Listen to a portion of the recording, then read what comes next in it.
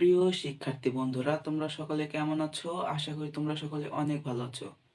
আমি তোমাদের অমৃত ভাই। আজকে তোমাদের রসায়ন সাবজেক্টের উপর একটি ফার্স্ট ক্লাস আমার তোমাদের জন্য আপলোড দিচ্ছি। তোমাদের রসায়ন চ্যাপ্টার 3 এর মৌলিক পদার্থ এবং যৌগিক পদার্থ কাকে বলে। তো দেখো, আমি এখানে লিখে রেখেছি মৌলিক পদার্থ এবং যৌগিক পদার্থ। তো সর্বপ্রথমে দেখবো আমরা মৌলিক পদার্থ কাকে বলে এবং এর মানেটা কি। তো দেখো, মৌলিক পদার্থ কাকে বলে? যে পদার্থকে ভাঙলে সেই পদার্থ ছাড়া অন্য কোনো পদার্থ পাওয়া যায় না, তাকে কি বলে? মৌলিক পদার্থ বলে। এর মানেটা কি? তো দেখো, আমরা তার আগে এর উদাহরণগুলো কি সেটা দেখে নিই। দেখো, এর মানেটা কি হচ্ছে অক্সিজেন, কার্বন, ম্যাগনেসিয়াম। এর মানে কি? মূলত এখানে বলা হচ্ছে যে তুমি একটা পদার্থ আছে, ওই পদার্থকে ভাঙলে ওই পদার্থ ছাড়া অন্য কোনো পদার্থ তুমি পাবে না, সেটা হচ্ছে মৌলিক পদার্থ। তো দেখো, আমরা যদি এখন অক্সিজেনকে ভাঙি তাহলে কি পাবো? তাহলে কিন্তু আমরা কি পাবো? এর কণাগুলো পাবো, এর ক্ষুদ্রতম কণাগুলো আমরা কিন্তু পাবো। কিন্তু এই অক্সিজেনকে ভাঙলে কি আমরা কার্বন ডাই অক্সাইড, কার্বন পাবো বা ম্যাগনেসিয়াম পাবো? আমরা কিন্তু এই অক্সিজেনেরই ক্ষুদ্রতম কণা পাবো। এই সকল মৌলকে বলা হয় যে পদার্থকে ভাঙলে ওই পদার্থ ছাড়া অন্য কোনো পদার্থ পাওয়া যায় না, তাকে কি বলে? মৌলিক পদার্থ বলে। মৌলিক পদার্থের উদাহরণস্বরূপ দেখো, মৌলিক পদার্থ মূলত, তোমরা কি পর্যায় সারণী চেনো? এই পর্যায় সারণীর 118টি মৌলই হচ্ছে মৌলিক পদার্থ। কি? তোমরা যে পর্যায় সারণী চিনো, তোমাদের চতুর্থ অধ্যায়ে যে পর্যায় সারণীটি আছে, পর্যায় সারণীতে মোট 118টি মৌল আছে। এই মৌলগুলো সবগুলো হচ্ছে মৌলিক পদার্থ। ঠিক আছে, এই মৌলিক পদার্থের মধ্যে 98টি মৌল প্রকৃতিক বা প্রাকৃতিক এবং বাকি 20টি মৌল কৃত্রিম মৌল বা গবেষণাগারে তৈরি হয়েছে। আশা করি বুঝতে পেরেছো। এবং একটি মজার ব্যাপার হচ্ছে, তোমরা এখন জানো কি না আমি জানি না, আমাদের এই মানব শরীরে মোট 26টি ভিন্ন ধরনের মৌল আছে। কি আছে? আমাদের মানব শরীরে মোট 26 ধরনের কি আছে? ভিন্ন ভিন্ন মৌল আছে। কয়টি? 26 ধরনের। তো আশা করি তোমরা মৌলিক পদার্থ কি তোমাদের বিষয়টা আমি বোঝাতে পেরেছি। এখন দেখবো হচ্ছে আমরা কি যৌগিক পদার্থ। তো দেখো, যৌগিক পদার্থ কি? যে সকল পদার্থকে ভাঙলে 2 বা 2-এর অধিক মৌল পাওয়া যায় তাদেরকে কি বলে? যৌগ বা যৌগিক পদার্থ বলে। তো দেখো, এটা কি? এর উদাহরণস্বরূপ আছে হচ্ছে কি পানি, কার্বন ডাই অক্সাইড।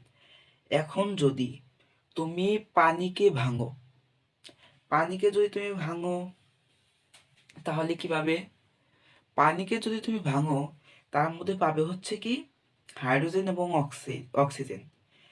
হাইড্রোজেন পাবে হচ্ছে দুটি, হাইড্রোজেনের দুটি অণু পাবে এবং অক্সিজেন পাবে একটি।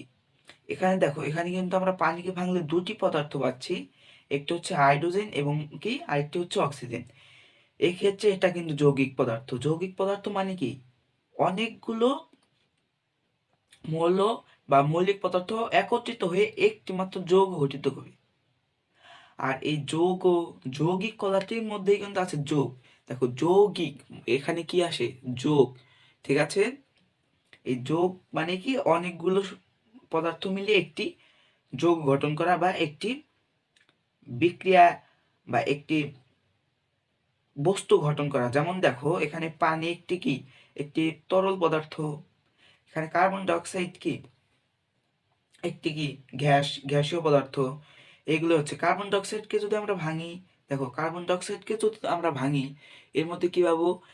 কার্বন পাবো এবং দুটি অক্সিজেন অণু পাবো। এই কার্বন ডাই অক্সাইডকে ভাঙলে আমরা কি পাবো? কার্বন পাবো এবং দুটি অক্সিজেন অণু পাবো। এখন তো এই কার্বনকে যদি আমরা ভাঙি, আমরা কিন্তু কার্বনকে ছাড়া কিন্তু অন্য কোনো পদার্থ পাবো না। এটা হচ্ছে মৌলিক পদার্থ। কিন্তু এই দুটি মিলে কি হয়েছে? যৌগিক পদার্থ। আশা করি যৌগিক পদার্থ ব্যাপারটা তোমাদের খুব সহজ হয়ে গেছে। আমি তোমাদের মৌলিক পদার্থর ব্যাপারটা আরেকবার বোঝাচ্ছি। মৌলিক পদার্থ কি? যে পদার্থকে ভাঙলে সেই পদার্থ ছাড়া অন্য কোনো পদার্থ পাওয়া যায় না, তাকে কি বলে? মৌলিক পদার্থ বলে। মৌলিক পদার্থের উদাহরণ কি? এগুলো আমি সাপোজ দিয়েছি, কিন্তু মৌলিক পদার্থের মূল উপাদানগুলো হচ্ছে কি? পর্যায় সারণীর 118টি মৌল। এই সবগুলো মৌল হচ্ছে মৌলিক পদার্থ। এই মৌলিক পদার্থ থেকে অসংখ্য অসংখ্য যৌগিক পদার্থ বিজ্ঞানীরা আবিষ্কার করেছেন।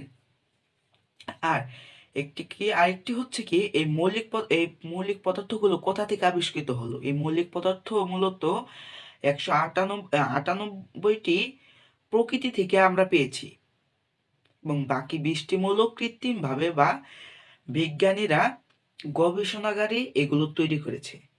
ঠিক আছে? আর এই 118টি মৌলের মধ্যেই আমাদের মানব শরীর, মানে আমাদের শরীর থেকে মোট 26টি ধরনের ভিন্ন ভিন্ন মৌল বিজ্ঞানীরা আবিষ্কার করেছে বা এখানে পাওয়া যায়। আশা করি এই বিষয়গুলো তোমাদের কাছে খুবই সুন্দরভাবে তোমরা বুঝতে পেরেছো। এখন তোমাদের আমি আরেকটু সুন্দরভাবে বোঝানোর চেষ্টা করি। দেখো, আমি এখন এটা নিয়ে নিচ্ছি। মৌলিক পদার্থটা কি? আমরা এখানে অক্সিজেন নিয়ে নিচ্ছি। এটা অক্সিজেন কিন্তু মূলত পর্যায় সারণীর 118টি মৌলেই কিন্তু মৌলিক পদার্থ। এই মৌলিক পদার্থ থেকে আমরা নিচ্ছি হচ্ছে অক্সিজেন। এটা অক্সিজেন। অক্সিজেনকে যদি আমরা রাসায়নিক বিক্রিয়ার মাধ্যমে ভাঙি, কি পাবো?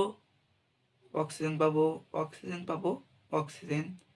আমরা যদি দেখো, পানিকে ভাঙলে পাচ্ছি কার্বন ডাইঅক্সাইড এবং হচ্ছে কি হাইড্রোজেন এবং অক্সিজেন। কিন্তু এখানে আমরা যদি মৌলিক পদার্থকে ভাঙছি, মৌলিক পদার্থের ক্ষেত্রে অক্সিজেনকে যদি আমরা ভাঙি, অক্সিজেনের ক্ষুদ্র ক্ষুদ্র কণা, এগুলো কিন্তু আমরা পাচ্ছি। কি পাচ্ছি? মৌলিক পদার্থকে যদি আমরা ভাঙি, এর ক্ষুদ্র ক্ষুদ্র ক্ষুদ্র কণা পাচ্ছি। এই ক্ষুদ্র ক্ষুদ্র কণাকে যদি আমরা আবার যোগ করি, তাহলে কি পাবো? আমরা কিন্তু এই মৌলিক পদার্থটাই পাচ্ছি। এখান থেকে কিন্তু আমরা যৌগিক পদার্থ পাচ্ছি না। সেটা হচ্ছে কি? মৌলিক পদার্থ। দেখো, এগুলোকে আমরা যদি আবার রাসায়নিক বিক্রিয়ার মাধ্যমে আবার একত্রিত করি, তাহলে কিন্তু আমরা এই মৌলিক পদার্থ, এই অক্সিজেনটাই পাচ্ছি। আবার দেখো, এখানে যৌগিক পদার্থটা কি? যৌগিক পদার্থ ক্ষেত্রে আমরা কি নিচ্ছি? পানি নিচ্ছি। এই পানি নিলাম। এখানে পানি থেকে আমরা কি কি পাচ্ছি? হাইড্রোজেন এবং অক্সিজেন। এই হাইড্রোজেন আমরা কি করব? হাইড্রোজেন এই দুটিকে যদি আমরা পানিকে, বা মূলত এখান থেকে লেখা যায় হচ্ছে পানি, এই পানিকে যদি আমরা ভাঙি, তাহলে আমরা এটা পাচ্ছি। এখানে কিন্তু অক্সিজেন, এই অক্সিজেনকে ভাঙে আমরা কিন্তু অক্সিজেন পাচ্ছি, কিন্তু এখানে এই পানিকে ভেঙে আমরা দুটি মৌল পাচ্ছি বা দুইটি পদার্থ পাচ্ছি। একটা হচ্ছে হাইড্রোজেন এবং অক্সিজেন। এখানে দেখো হাইড্রোজেন কি, এখানে দেখো একটি অক্সিজেন অণু নিলাম, এবং এখানে কি হবে? দুটি। এটা হচ্ছে এর গাঠনিক সংকেত, হাইড্রোজেন এবং হাইড্রোজেন পেলাম। এখান থেকে এই অক্সিজেনকে ভাঙলে কিন্তু আমরা এরকম ক্ষুদ্র ক্ষুদ্র কণা পাবো। এগুলো হচ্ছে, এটা হচ্ছে মৌলিক পদার্থ। একটি থাকলে সেটা হচ্ছে মৌলিক পদার্থ, আর এখানে এটা হচ্ছে একটি মৌলিক পদার্থ, এটা হচ্ছে মৌলিক পদার্থ। এবং এই দুটি একত্রিত হয়ে হচ্ছে কি? অণু। কি হচ্ছে? অণু। এটা দুটি পরমাণু, দুটি যুক্ত হয়ে একটি হচ্ছে অণু, হাইড্রোজেন অণু হচ্ছে, আর এটা হচ্ছে অক্সিজেন। আশা করি তোমরা এটা বুঝতে পেরেছো যে মৌলিক পদার্থ এবং যৌগিক পদার্থ কাকে বলে। তো দেখো, তোমরা যদি আশা করো যে হচ্ছে এটাকে তোমরা স্ক্রিনশট দিয়ে রেখে দিবে, তাহলে রাখতে পারো। তো দেখো, আরেকটি কথা হচ্ছে, আমি কিন্তু এই তোমাদের রসায়ন চ্যাপ্টারের উপর, রসায়ন বিষয়ের উপর আজকে হচ্ছে আমার চ্যানেলে মূল বা ফার্স্ট ক্লাস। ঠিক আছে? তো দেখো, তোমরা চাইলে স্ক্রিনশট দিয়ে রাখতে পারবে। আর আমি আশা করি মৌলিক পদার্থ এবং যৌগিক পদার্থ বিষয়টি তোমাদের কাছে খুবই ইজি এবং সুন্দরভাবে তোমরা বুঝতে পেরেছো এবং উপভোগ করতে পেরেছো। এরকম সুন্দর সুন্দর ভিডিও যদি তোমরা, বা ক্লাস যদি তোমরা আরো চাও, তাহলে কমেন্ট বক্সে লিখে রাখবে। এবং যদি, আর আমরা কেন বলি এই কমেন্ট, লাইক এগুলো কেন করবে? আসলে মূলত যদি একজন মানুষকে, যদি কেউ একটু উৎসাহ দেয়, তুমি তো আমাকে কোনোভাবে উৎসাহ দিতে পারছো না। এখন যদি তুমি কমেন্ট বা লাইকের মাধ্যমে তুমি যদি আমাকে উৎসাহ দিতে পারো, আমি কিন্তু খুব কি মনে করবো? আমি কি মনে করবো যে আমার ক্লাসগুলো অনেকে দেখছে এবং আমার অনেক শিক্ষার্থী আছে যারা আমাকে পছন্দ করে, আমার ক্লাসগুলো তাদের ভালো লাগে। এরকম উৎসাহের ফলে আমি কি করব? তোমাদের জন্য ক্লাস আপলোড দেব। কিন্তু এই উৎসাহই যদি না থাকে তাহলে কি আমি তোমাদের জন্য ক্লাস আপলোড দিতে পারবো? তো আশা করি তোমরা এই বিষয়গুলো বুঝতে পেরেছো, মৌলিক পদার্থ এবং যৌগিক পদার্থ। তোমাদের এই পুরো ক্লাসটি দেখার জন্য অসংখ্য অসংখ্য ধন্যবাদ। তো তোমাদের সকলকে স্বাগতম পরবর্তী ক্লাসটি দেখার জন্য। সকলের সুস্থতা কামনা করে আজকের ভিডিও বা এই ক্লাসটি সমাপ্তি ঘোষণা করে তোমাদের সকলকে বিদায় জানিয়ে আমি আমার ক্লাসটি শেষ করছি। ধন্যবাদ।